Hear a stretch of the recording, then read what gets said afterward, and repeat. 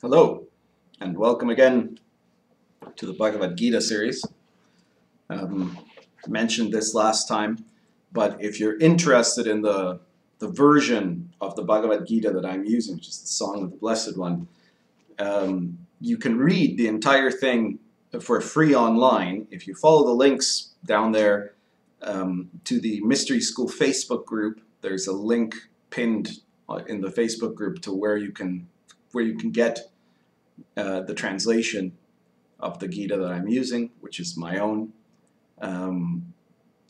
You can also theoretically buy it on Amazon if you want a hardcover version of the book. But don't do that to help me out, because right now I'm not able to get any money from the meager profits that CreateSpace would give me anyways. If you want to get a book to get me money, then purchase The Magician's I Ching from Aeon Books, which is probably out by the time this video is published. That's my new book. It's on the I Ching, and I think you'll find it very interesting, even if you've come here for the Bhagavad Gita. Read the Gita for free and buy The Magician's I Ching. All right, so getting to it, chapter 2, verses 31 and 32. One's own spiritual nature must also be considered. You should never hesitate, for to your spiritual nature there is nothing that suits you better than being a warrior. It is your destiny to be a warrior. You have no other choice. When it naturally occurs, conflict such as this can open the door to higher consciousness. For those who are kings, this is a very fortuitous event. So, Krishna here is talking to Arjuna, who is a warrior king. He was part of that caste in India that were the rulers and the warriors, the Kshatriya. And so when he's saying, you are a warrior, he's talking, him as Krishna talking to his friend Arjuna. And you could say, well, the context of the Bhagavad Gita is that this is a speech that Krishna has given on the eve of battle to a friend. So it's an actual, if you think of it as an actual literal event that happened, then that's pretty much the only conversation that he could have had. Now, if you think about it in a more transcendent sense of, this is, that there's a reason for this, whether or not you take it literally that Kurukshetra was an actual battle that happened, and whether or not you take it literally that Krishna stopped and gave a very long speech to Arjuna just as the battle was going to start, where he explains this whole sophisticated spiritual philosophy. Whether or not you accept those things, you could also say, well, why at that moment would Krishna reveal everything, right? And if this is the book that was made of it, why not make a book out of a similar speech somewhere else, let's say, okay, for the purposes of what we're going to talk about. Why couldn't Krishna have spoken to a cobbler or to a peasant or to a priest? He spoke to a warrior. And so when he says, there's nothing that suits you better than being a warrior, it is your destiny to be a warrior, he may also not just be speaking specifically to Arjuna because he's speaking to that particular caste of the warrior caste, someone who is a Kshatriya. You could also look at it as that this is something he's talking about that now transcends all of that question of culture, caste, or the context of the conversation. He's talking about being a spiritual warrior, and the Bhagavad Gita is all about a spiritual war, spiritual warfare, which is to say the struggle that is really happening, even though I don't want to say specifically, oh, it's all just a metaphor and this isn't really about outer violence or any of that sort of thing. We can talk about that in a different moment. But there's no question that one of the allegories of the Bhagavad Gita is that it's also talking about an inner warfare, the warfare in yourself, to overcome yourself, to connect to your true will first, and then to your higher nature, to the oneness of the essential. And I think that the quality of a warrior is mainly a quality of courage, a quality of boldness, and a quality of a willingness to risk, right? A kind of, which can even be seen as a kind of good sportsmanship, right? You could call it, I mean, if the Victorians used to think of it in that way, right? They thought, you know, that it was very important for young upper class schoolboys to learn how to be good at sports so that then later they could command troops in battle, right? But there is a certain sense to this, right? And the Tibetans, for example, had the same concept of the spiritual warrior. If you read Chogyam Trungpa's teachings on Shambhala, and he talks about the qualities of a spiritual warrior, and very well recommended, because what you want, and the reason this is relevant to the path to enlightenment, is that the path to enlightenment requires someone to be bold. It requires, in Tantra, they say you need to be the heroic devotee, right? You have to transcend your fears, your doubts, and it involves you also trusting the heart and taking the risk of jumping into this unknown. So when it's talking about that nothing suits you better than being a warrior, it may also be understood as meaning that you have to be willing to take on a warrior attitude about how you dare to challenge your limitedness, your restriction, and how you dare to dive forward into those situations that you fear in order to transform, in order to change. When it naturally occurs, this is the great opportunity. Conflicts such as this can open the door to higher consciousness. And for those who are kings, that is to say, for those who have a seed of Buddha nature within them and are capable of potentially taking advantage of that moment, because not everyone will take it. There could be an opportunity and you may not take advantage of it. Or you may be wanting to transform yourself, but you haven't created the right context in the outer world. So here we're talking about what are the things that are required to be able to actually create change, to create spiritual change in particular.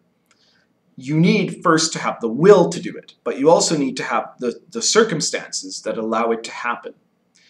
And if you don't have one of those two ingredients, then you're going to fail. The circumstances could be all perfect, but if you fundamentally are not ready to listen to that voice of your inner nature and act, even though you're afraid, even though your mind doubts, even though you have all this uncertainty about it, then the situation could be ideal, but you're not going to take it.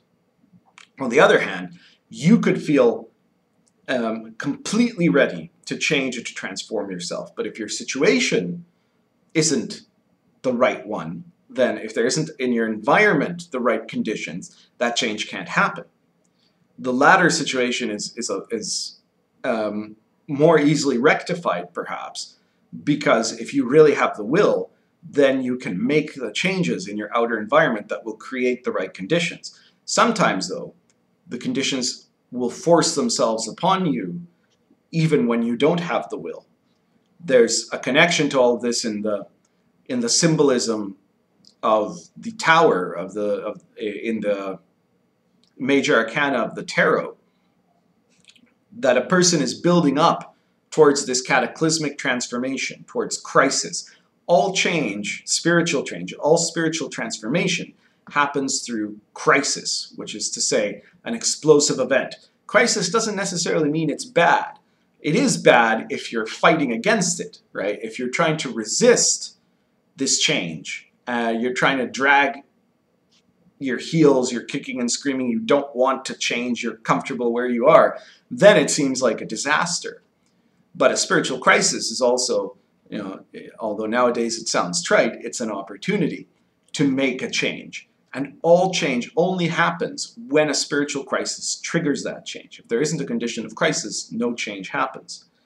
So, you might have heard that Nietzschean idea of eternal recurrence. Time is a circle. Things go round and round and round, and you might never change. And so for him, heroism was being able to continue to boldly accept forever whatever happens forever eternally, right? And I don't think that this is an accurate perspective of reality, because reality is always constantly changing. And it does have cycles, but those cycles only repeat themselves when change hasn't broken through.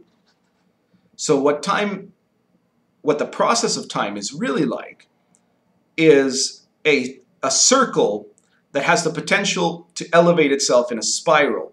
You end up recreating these cycles of change, and you could just be stuck going round and round and round in circles and not advancing at all if you don't have a crisis. The moment there's a crisis, that crisis knocks you in a higher level, and then your situation has changed. You're going in a spiral, and you're seeing patterns reflect themselves in your life over again, but now you're dealing with them in a different way.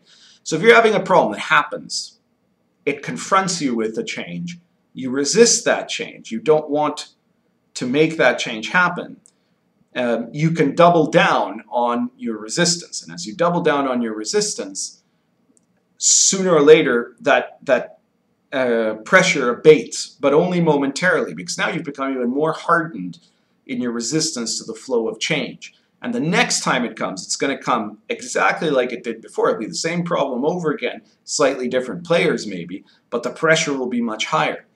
And this continues and continues until one of two things happens. Either you're ready because you've developed the will to make that change, and then you voluntarily create that crisis and then shift into another level of perspective of the situation, or you keep resisting in that little tower you've built for yourself, determined not to change until the cycle repeats itself with so much pressure that it blows away the tower. The tower collapses. It breaks down in a thunderstorm, and everything falls to pieces around you because you're forced to make change. Nothing can forever remain as it is. Everything is either destroyed, and then you have to start all over again, or it's able to shift and flow with the ebb of change. So the ideal for spiritual growth is in that form of a spiral. You will have your ups and downs. You will be coming back to problems. But if you have the right attitude of being willing to make change as you go along, then you will be experiencing a gradual gain with each spiral. The things in your life that are generating challenge will cause some expansion of your consciousness, and it might not all keep, some of it might come back down, but gradually you're overall gaining and progressing. This is the ideal situation. Without crisis, it can't happen. You need crisis points to generate a change. So you can wait until a crisis hits you and causes all kinds of chaos, or you can auto-generate the crises for yourself. You can say, yeah, I'm going to voluntarily create a situation of change. And that doesn't mean to be a drama queen or something. Again, I'm using crisis here in the classical sense of radical change, but radical change can happen in a very positive and peaceful way if you are happy and willing to engage it.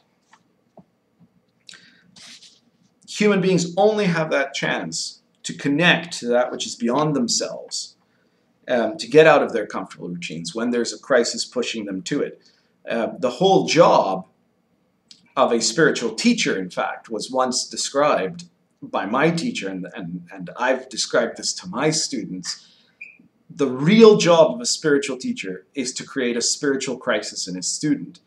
If you work with me as your guru, my job isn't actually to teach you specific methods of meditation, though I will, or to tell you about holy books, though I will.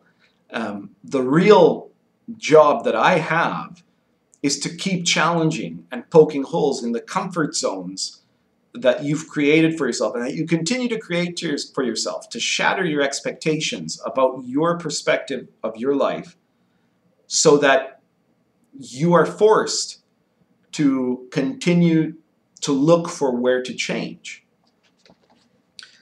And of course, a situation like the Mahabharata War is going to be a place where people either really change or really break down in this crisis.